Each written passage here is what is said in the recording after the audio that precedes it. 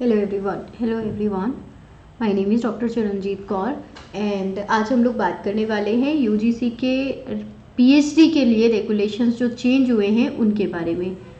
UGC की guidelines 2022 में change हुई हैं जो कि अप्रैल 2023 पर से लागू हो जाएंगी। ठीक है, इनके लिए हम लोग बात करने वाले हैं आज की क्लास में। इसमें क्या हाइलाइट्स हैं जिस पर आपको ध्यान देना चाहिए।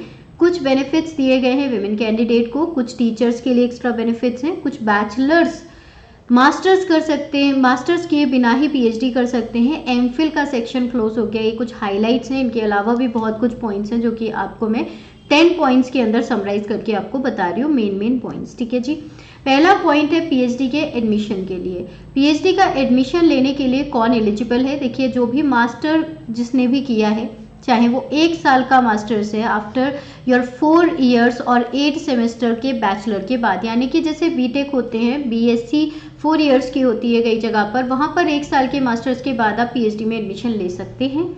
या आप 2 साल का मास्टर करते हैं अगर, जिसमें 3 ईयर की आपने बैचलर डिग्री ली है, यानी कि जैसे 3 इयर्स, या हम कह सकते हैं 6 सेमेस्टर की अगर हमने बैचलर डिग्री ली है तो उसके बाद 2 साल का मास्टर, या फिर अगर हम कह सकते हैं इसमें 4 सेमेस्टर के मास्टर के बाद हम पीएचडी कर सकते हैं, पहले भी था। इसके अलावा आपको कितने परसेंटेज चाहिए? 55% मार्क्स आपको चाहिए होते हैं मास्टर्स में, और उसमें 5% रिलैक्सेशन होता है for SC, ST, OBC and physically weak sections के लिए। इनके अलावा एक और जो बहुत इंपॉर्टेंट बात मैंने अभी आपको बताई कि जो बैचलर डिग्री वाले हैं वो भी पीएचडी कर सकते हैं डायरेक्ट विदाउट परसुइंग एमएससी। कौन कर सकता है? जिसने कम से कम 4 साल या 8 सेमेस्टर का बैचलर कंप्लीट किया है और जिनके कम से कम 7.5 सीजीपीए या 75% मार्क्स अपने बैचलर डिग्री में आए थे। 5% रिलैक्सेशन दिया जाएगा SC, ST, OBC and PWD के लिए, यानी कि उनके लिए ये पॉइंट है 7.0 एंड 70%। ओके जी, आगे बढ़ते हैं हम लोग। अगर हम पीएचडी एडमिशन में ही दूसरी क्वालिफिकेशन की बात करें तो जो भी नेट क्वालिफाइड हैं, यानी कि अगर हम सीएसआईआर या यूजीसी नेट क्वालिफाइड होते हैं, उसको कोई भी इंटरव्यू देने की ज़रूरत नहीं है, वो डायरेक्ट पीएचडी के लिए एलिजिबल होते हैं। नंबर 2, जो नॉन नेट कैटेगरी में आते हैं, जिनका नेट एग्जाम क्वालिफाई नहीं है, उनको एक रेट एग्जाम यानी कि रिसर्च एंट्रेंस एग्जाम या रिसर्च से रिलेटेड जो एग्जाम होता है उसको क्लियर करना ज़रूरी होता है।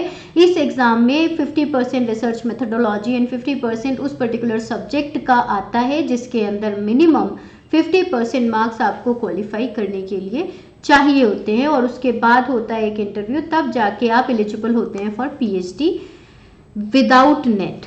दूसरी बात आती है ड्यूरेशन के ऊपर। एक बहुत बड़ा फैसला आया है अभी, फैसला कह सकते हैं, एक अमेंडमेंट कह सकते हैं, जिसमें मिनिमम 3 इयर्स आप पीएचडी के लिए लगाएंगे। कई जगह पर आप ये कह सकते हो अगर आपका 6 मंथ्स का कोर्स वर्क है तो वहाँ पर 2.5 इयर्स, एंड अगर वहाँ पर 1 साल का कोर्स वर्क है तो वहाँ पर 2 इयर्स के बाद आप पीएचडी सबमिट कर सकते हैं। ठीक है, आगे बढ़ते हैं हम लोग। मैक्सिमम 6 इयर्स आपको चाहिए, यानी कि minimum 3 years including course work and maximum 6 years, जिसमें 2 साल का रिलैक्सेशन विमेन कैंडिडेट और फिजिकली वीक सेक्शंस के लिए होता है। देखिए, अब कहा जाएगा कि विमेन के लिए रिलैक्सेशन क्यों? क्योंकि कई बार ऐसा होता है कि शादी हो जाती है या किसी कारणवश, परिवार के किसी कारणवश अक्सर जो विमेन कैंडिडेट होते हैं उनके करियर में कभी कभी ब्रेक आ जाते हैं, पीएचडी करने के दौरान बीच में उसको छोड़ना पड़ जाता है, तो उसके लिए थोड़ा सा रिलैक्सेशन यूजीसी की तरफ से दिया गया है। पीएचडी की गाइड की बात करें, देखिए अभी तक असिस्टेंट प्रोफेसर को अलाउड नहीं था एक पर्टिकुलर ईयर तक के लिए, कि कुछ सालों की सर्विस के बाद ही आप किसी को गाइड कर सकते हैं, बट नाउ असिस्टेंट प्रोफेसर जिसने पीएचडी किया है और जिसके कम से कम 3 पीयर रिव्यूड या फिर रेफरीड जर्नल में पेपर आए हुए हैं, वो भी अब पीएचडी स्टूडेंट को गाइड कर सकते हैं। बहुत इंपॉर्टेंट है ये, उन सारे मीन्स कह सकते हैं उन सारी फैकल्टी के लिए बहुत इंपॉर्टेंट है जिन्होंने न्यू ज्वाइनिंग की है, असिस्टेंट प्रोफेसर हैं, और उनको काफ़ी टाइम लगता है ये एक्सपीरियंस लेने के लिए कि किसी को गाइड कैसे करें। अगला आता है पार्ट टाइम। जैसा कि मैंने आपको बताया था कि टीचर्स के लिए क्या नया है पीएचडी में। तो देखिए कोई भी प्रोफेशनल टीचर, चाहे वो गवर्नमेंट टीचर है या वो नॉन गवर्नमेंट टीचर है यानी प्राइवेट टीचर है, तो भी वो अब पार्ट टाइम पीएचडी कर सकते हैं अपने डिपार्टमेंट से एक नो ऑब्जेक्शन सर्टिफिकेट लगा के। यानी एक नो ऑब्जेक्शन सर्टिफिकेट लगाइए और आप एप्लीकेबल हैं पार्ट टाइम पीएचडी करने के लिए, जो कि पूरी तरीके से यूजीसी से वैलिड होगी। पीएचडी के सबमिशन के लिए पहले मैं आपको बता दूं, पीएचडी के सबमिशन के लिए पहले 2 रिसर्च पेपर की जरूरत पड़ती थी कम से कम। अब वो 2 रिसर्च पेपर्स की रिक्वायरमेंट, इसकी एसेंशियल होना, नेसेसिटी होना खत्म कर दिया गया है। यानी कि अब कोई रिसर्च पेपर आपको रिक्वायर्ड नहीं है पीएचडी की थीसिस सबमिट करने के लिए।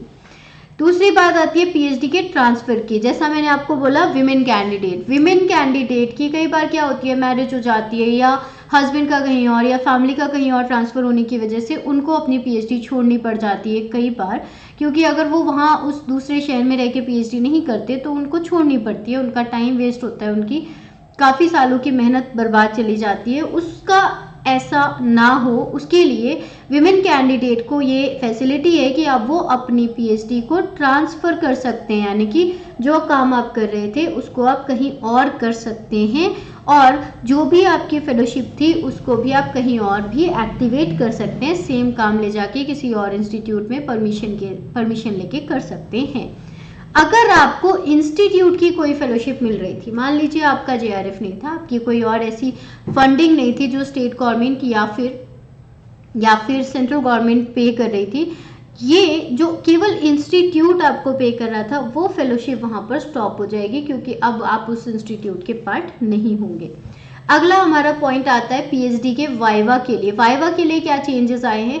कई बार वाइवा बहुत टाइम के बाद होता था, लोगों का 1 साल 2 साल भी लग जाते थे। लाइक मैं अपनी भी बात करूँ तो मेरी पीएचडी का वाइवा, मैंने पीएचडी सबमिट की थी इन जून 2015 एंड मुझे पीएचडी का वाइवा करने के लिए नेक्स्ट ईयर अप्रैल तक का वेट करना पड़ा, यानी कि अप्रैल 2016 में मेरा वाइवा हुआ था। तो ये एक लंबा प्रोसेस है, ज़्यादातर जगह पर ऐसा ही होता है कि आपकी थीसिस रिव्यू होती है, फिर वो रिव्यू होके आपकी यूनिवर्सिटीज़ में जाती है, वहाँ से फिर डेट्स असाइन होती हैं, एग्जामिनर को बुलाया जाता है, तब जाके वाइवा होता है। लेकिन अब वो नहीं है, प्लस एक ऑनलाइन वाइवा भी शुरू किया गया। यानी पहली बात आपका ये किया गया है कि with in 6 months PhD submission के 6 मंथ्स के अंदर अंदर वाइवा किया जाए। दूसरी बात, ऑनलाइन वाइवा भी एप्लीकेबल है। ये कैसे फ़ायदेमंद है कि भाई कई बार आपको पीएचडी करने के लास्ट ईयर तक हम लोग अप्लाई करना शुरू कर देते हैं पीडीएफ के लिए कहीं पर, या कहीं जॉब के लिए अप्लाई कर देते हैं। मान लीजिए आप किसी ऐसी जगह पे हैं जहाँ से तुरंत आप वाइवा के लिए नहीं आ सकते, तब आपके लिए ऑनलाइन वाइवा की भी एप्लीकेबिलिटी रखी गई है, वो भी एप्लीकेबल है। अगला आते हैं पीएचडी की थीसिस कैसे चेक होगी। तो देखिए पहले 3 एग्जामिनर चाहिए थे, मैं पहले का भी रूल आपको बता दूं, पहले 3 एग्जामिनर चाहिए होते थे। 3 एग्जामिनर में एक आपका आप इंटरनल रख सकते हो। इंटरनल का मतलब होता है कि वो आपके स्टेट का होगा। इंटरनल का मतलब ये नहीं है कि आपकी यूनिवर्सिटी का हो, आपके ही इंस्टीट्यूट का हो। इंटरनल का मतलब है आपके स्टेट का हो। और 2 एग्जामिनर आपको चाहिए होते थे जो कि अदर स्टेट के होंगे।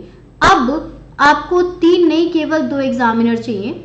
एक एग्जामिनर ऐसा होना चाहिए जो आपके कैंडिडेट के स्टेट का हो, वर्क प्लेस कह सकते हैं, मतलब जहां पर हमने काम किया है।